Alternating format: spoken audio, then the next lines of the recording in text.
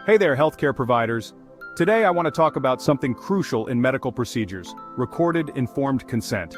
The General Authority for Healthcare Accreditation and Regulation, or GAHAR, has some specific steps we need to follow to ensure patient autonomy and compliance with ethical standards. So, let's break it down. First, let's talk about pre-consent information disclosure. Before anything else, the healthcare provider needs to explain the procedure in detail. What's the nature of the procedure? What are the benefits? What are the risks and complications? Are there any alternatives? And what happens if the patient declines?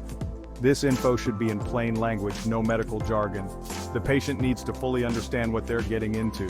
Next, we have the patient competency assessment. It's critical to ensure that the patient is mentally capable of understanding the information.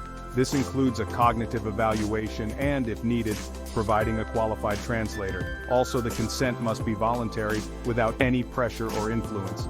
After that comes the written consent form. This form documents everything discussed. It includes the patient's details, the procedure name, risks, benefits, alternatives, and the consequences of refusal. It also has the healthcare provider's name and signature, and a statement of consent signed by the patient. Simple, clear, and in plain language.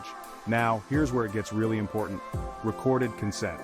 For high-risk or sensitive procedures, GAHAR requires an audio or video recording of the informed consent session.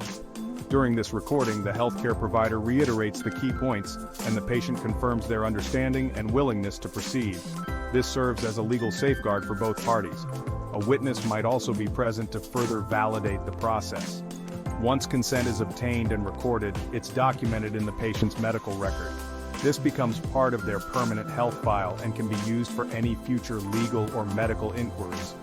GAHAR mandates that these records are stored securely and are readily accessible. Even after consent is given, patients retain the right to revoke it at any point before the procedure. Any such withdrawal must be documented. The healthcare team should keep communicating with the patient, addressing any new questions or concerns. In special circumstances like with minors or legally incompetent adults, consent must come from a legal guardian or healthcare proxy, and in emergencies, implied consent might be used, but this must be thoroughly documented.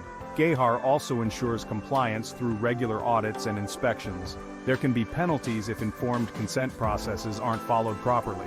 In summary, recorded informed consent involves thorough information disclosure, competency assessment, written and recorded consent, and detailed documentation.